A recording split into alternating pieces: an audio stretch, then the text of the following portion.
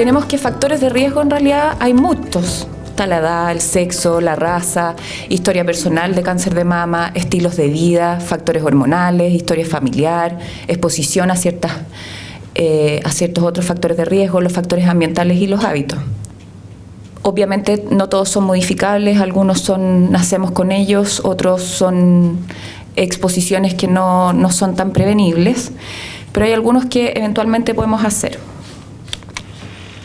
Si nos ponemos a ver con respecto a la edad y vemos que el pic y que el aumento empieza en edades tan precoces como a los 30 años, y empieza recién a bajar después de los 80, tenemos que en realidad la presentación más alta del cáncer de mama es en etapas sumamente productivas de nuestra vida como mujeres. Entonces la pregunta es, ¿podemos modificar algo?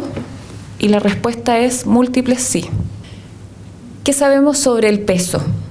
Sabemos que el índice masa corporal, que es la relación que existe entre el peso y nuestra altura, a mayor índice masa corporal tenemos mayor riesgo en las pacientes posmenopáusicas.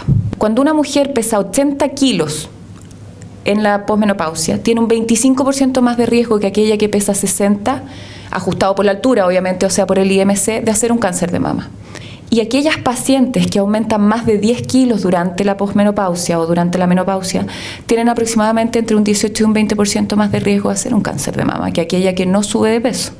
En la premenopausia, con respecto al peso, no se sabe bien. Al parecer, de hecho, sería un poco protector. ¿Por qué? Porque la obesidad en la premenopausia produce infertilidad.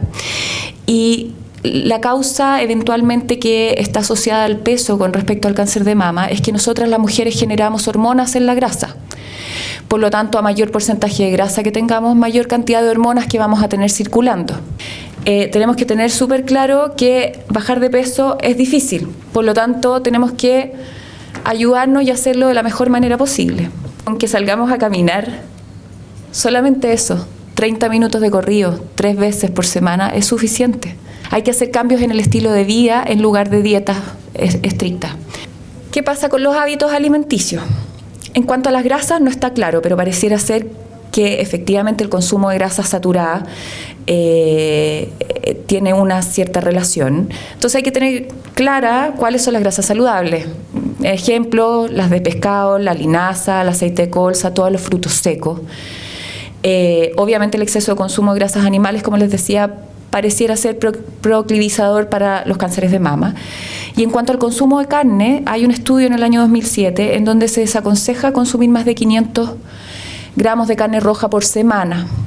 ¿Ya? En cambio, se considera absolutamente positivo el consumo de pescado, en particular aquellos azules como el atún. ¿Qué pasa con el alcohol? Está claramente asociado. El consumo de 3 o más tragos al día, o incluso de 3 o 6 tragos por semana, aumenta inmesurablemente el riesgo de contraer un cáncer de mama. Cada 10 gramos por día de ingesta hay un 10% de aumento en el riesgo de hacer un cáncer de mama. Y el riesgo es lineal con el consumo acumulativo, o sea, mientras más años lleve consumiendo alcohol, mayor es el riesgo, ¿de acuerdo? Pareciera ser que el consumo de folatos disminuye un poco el riesgo asociado al consumo de alcohol. Por lo tanto, lo que podemos aconsejar, por así decirlo, es que si vamos a decidir ingerir cierta cantidad de alcohol, hay que establecer claramente un límite en la cantidad. Ojalá asegurar una ingesta adecuada de folatos, que son los que se encuentran en la espinaca, el jugo de naranja, las legumbres, espárragos, brócoli y los cereales fortificados. Y ojalá elegir el vino tinto. ¿Qué pasa con algunas vitaminas y minerales? Se ha visto en el último tiempo que el tema de la vitamina D y el calcio, se ha visto que las pacientes que tienen niveles bajos de vitamina D y de calcio en la sangre parecieran tener un mayor riesgo de cáncer de mama. Por lo tanto, se cree que la porción recomendada que se recomienda actualmente de calcio y vitamina D va a aumentar. Actualmente se considera en la menopausia, en el fondo, dejar aproximadamente 1,2 gramos de calcio diarios con entre 400 y 800 unidades de vitamina D. Pareciera ser que vamos a tener que aumentarlo, porque además las fuentes alimenticias no son limitadas, o sea, son bastante limitadas, es sacarlo de la dieta, por así decirlo. Nosotros tenemos sol, y el sol hace absorber, o sea, hace que nosotros produzcamos mayor cantidad de vitamina D, obviamente con bloqueador y todas esas cosas, pero no hay que olvidarse de eso. ¿Qué pasa con los factores reproductivos? La verdad es que hoy día la vida actual, en donde hay un mayor consumo de grasa saturada, mucho sedentarismo, hay un cambio climático, nos estamos convirtiendo en un país un poquito más tropical, con temperaturas un poco más elevadas. Todo eso lleva a que la menarquia, o sea, la primera menstruación, sea cada vez más precoz en nuestra población. Y uno de los riesgos para el cáncer de mama es tener una menarquia precoz. Y eso se puede cambiar, o sea, la edad de que le llegue la primera menstruación a nuestras hijas o más adelante a nuestras nietas se puede mejorar, mejorando y haciendo cambio en el estilo de vida. Por otro lado, tenemos que la paridad actualmente está siendo bastante postergada. Se puede estar postergada por completo o se posterga para edades mayores. Y en ese sentido tenemos que la nuliparidad, o sea, las pacientes que jamás han tenido un parto versus las que han tenido partos tienen entre un 2 y un 7% de riesgo mayor de hacer un cáncer de mama. Si a los 70 años nosotros juntamos las mujeres, una nulípara tiene un 20% más de riesgo que aquella mujer que tuvo hijos de hacer un cáncer de mama. A eso yo le puedo restar un 10% si el primer parto que tuvo esa paciente fue antes de los 25 años.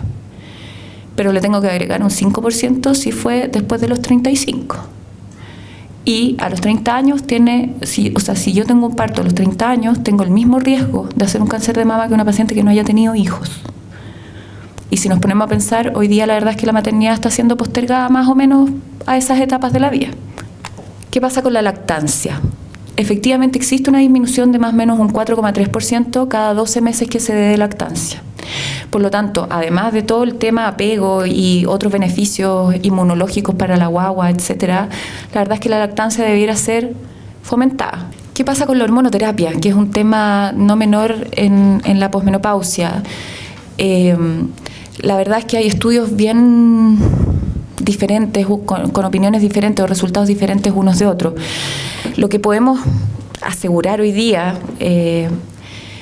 es que en el fondo cada año de uso de hormonoterapia reemplazo, con esquemas que se usaban antiguamente, combinados continuos, en donde se usaba estrógeno todos los días y progesterona todos los días en aquellas pacientes que tenían útero, aumenta más o menos un 2,3% el riesgo. ¿Esto qué quiere decir?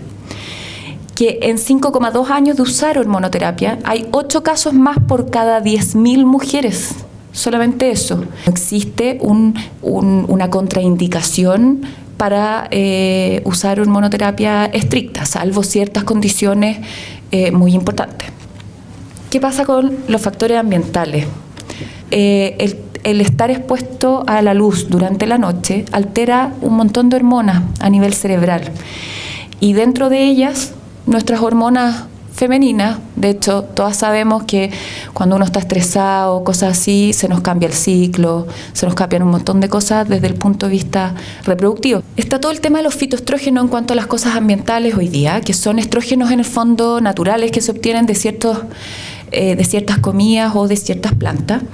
La evidencia científica no está clara con respecto a si producen mayor riesgo el consumo. De hecho, los únicos estudios que hay serios en este minuto no han demostrado ningún tipo de daño, tampoco beneficio, ojo, pero no han mostrado ningún tipo de daño. Y se plantea de hecho que los asiáticos eventualmente podrían tener menos tasas de cáncer de mama porque ellos tienen una alimentación bastante basada en la soya, en los frutos de alfalfa, etcétera, ¿de acuerdo? Por lo tanto, debemos optar a un estilo de vida saludable. ¿Y qué es esto? Son hábitos y costumbres que cada persona realiza para lograr un desarrollo y un bienestar sin atentar contra su propio equilibrio biológico y su relación con el ambiente natural, social y laboral.